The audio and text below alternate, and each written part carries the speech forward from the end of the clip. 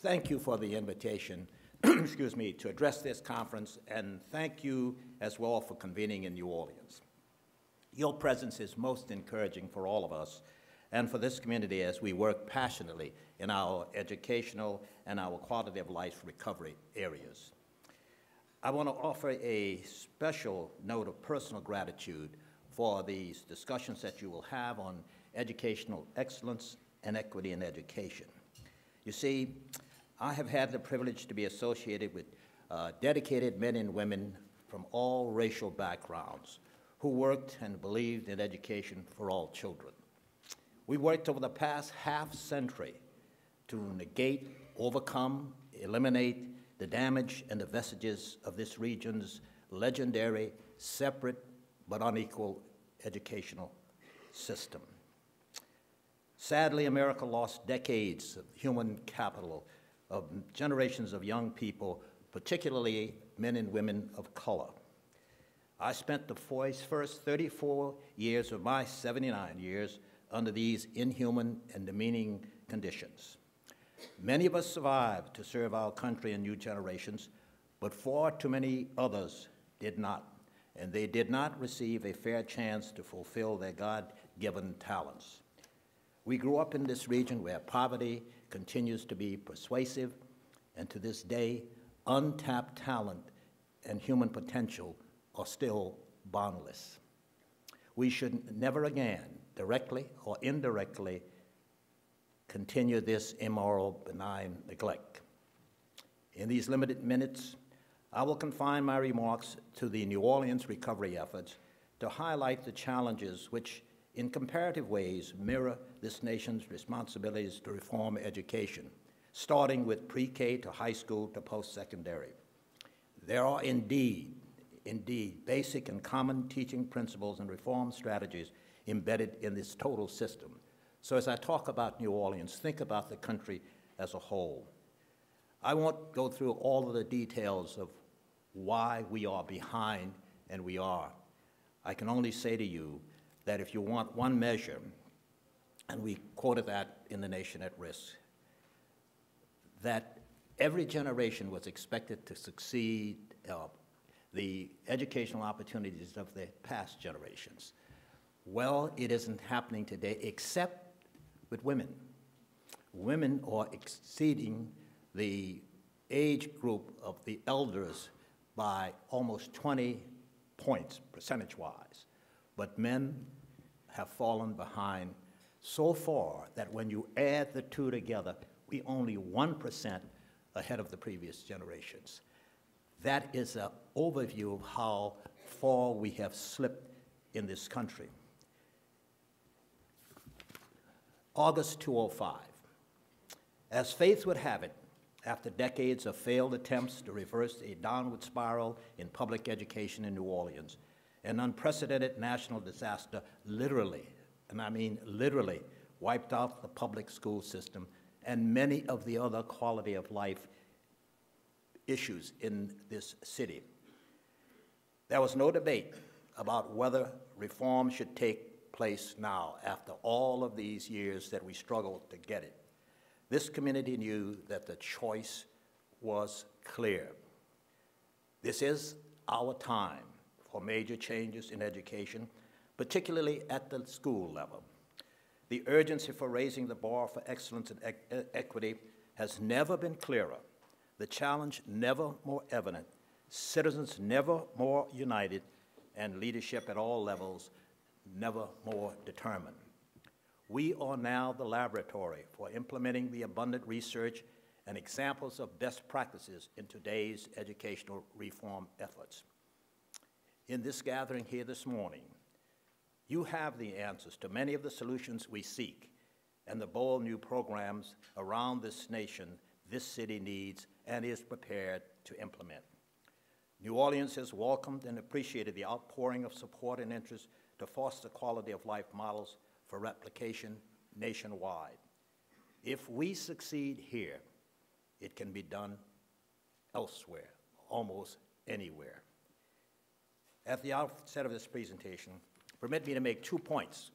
And first is that none of my remarks regarding needed changes in education as we approach recovery in New Orleans should be and are not intended to disparage the extraordinary recovery efforts and achievements in education over the past 5 years.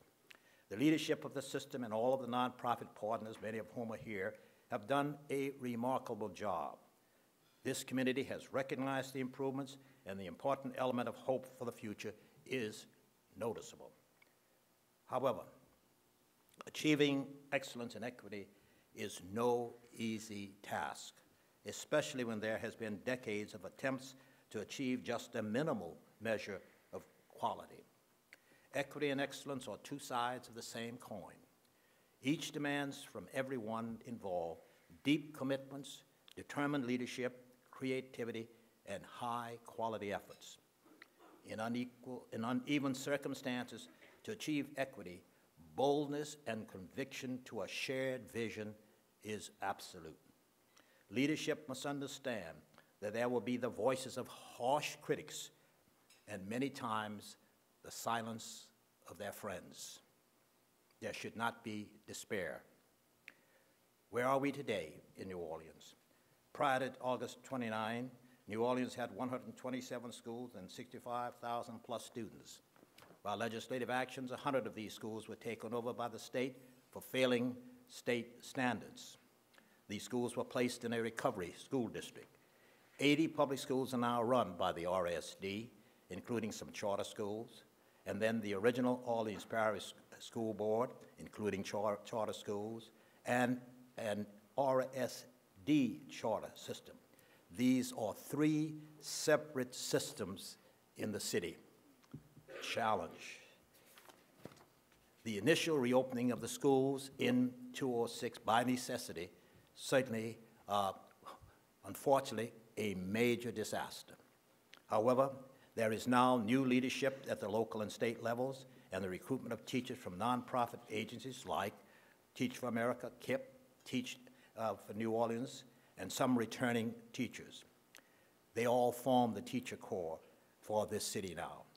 And these large numbers who have come since Katrina have reduced class size to 20 students each. Many schools have been repaired, and new ones are coming online. Education has been a distinct leader in recovery in New Orleans. What lies ahead? The current system leadership has acknowledged in their plans the following. 1, that the current 3 systems must develop greater cooperation and coordination. As you would expect, there is some tension. Number 2, the teaching corps of young leaders who came need skills to handle the city's diverse population, which includes various district needs, including mental health and social services. Fiscal spending currently are higher than future support in the coming year, as the state budget is severely limited. And just as a side note, we are in difficult fiscal circumstances in Louisiana, and you know who took the heaviest cuts? Higher education and education in general. There is a current need for greater information in the current recovery efforts, for more information to parents, community, and students across several areas, and school choice and admissions. You read the morning paper, you will see problems about admissions to the charter school system that is now under very careful consideration. Efforts to achieve excellence and equity, however, rise far beyond the remarkable achievements of the past 5 years. There is the absolute necessity to develop short and long-term measurable goals and objectives. Each next step must sustain the successes now while fostering academic enhancements derived from best practices. What are some of the key priorities to make equity and excellence systemic as an active operation in this educational chain? First, I would propose that there be a development of a consortium comprised of representatives from pre-K to post-secondary education, wherein the dialogue and corporate involvement of all educational providers are involved. This organization should have a staff to assist the implementation of desired strategic and program developments. I don't like all of this new administrative bureaucracy, but this is something that we talk about, but we never do. Having an understanding that education should be seen as one overall system that enhances each link in the chain, and that the communication among the partners must move planning to timely implementation of shared objectives.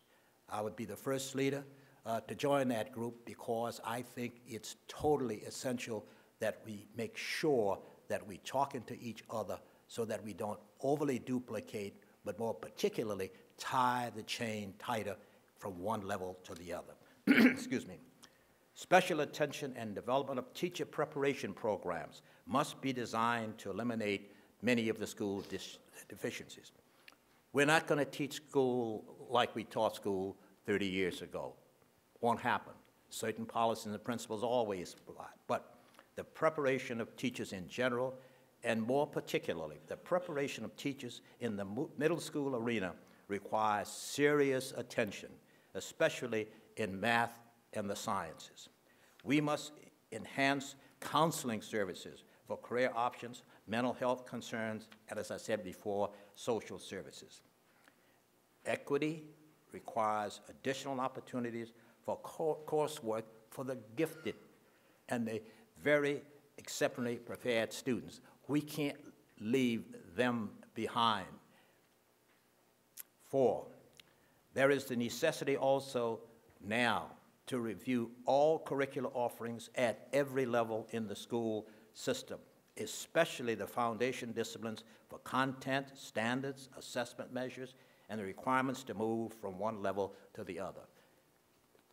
The table should have all of the issues planted where we can all see them and decide who's going to teach, how we're going to teach, how long we're going to teach, and how we're going to measure what we teach. Yes, we should revisit the length of the school day and perhaps the school year. If the new innovative and creative strategies in the curricular offerings make such contributions that we may not have to go as long as we have, or we may have to go longer. I'm not suggesting going longer if all we're going to do is the same things we've always done. If we find that we need more time, just take it. That's a very difficult issue, and some of these are bombs, but we might as well try to start disconnect them now.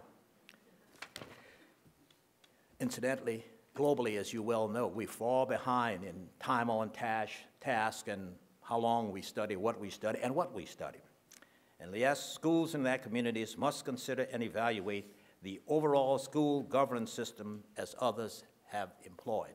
This is the biggest bomb.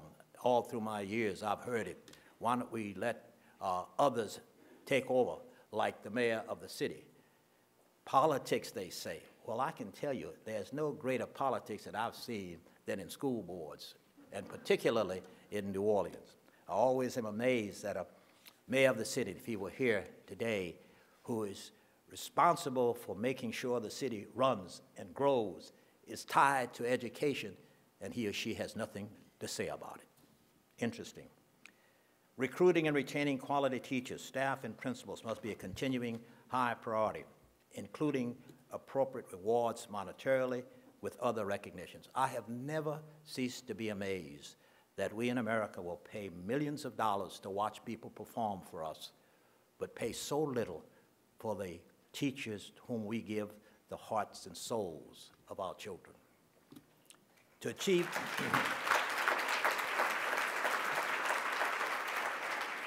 achieve equity, the prudent distribution of resources, including personnel, must receive special attention for those students most in need. Now, no discussion of education reform should ignore a crisis that has been growing in the education of male students, especially minority male students, and particularly Hispanic and African American. African American males are not finishing high school, and this decline in retention rates in schools and colleges is totally unacceptable in this democratic country.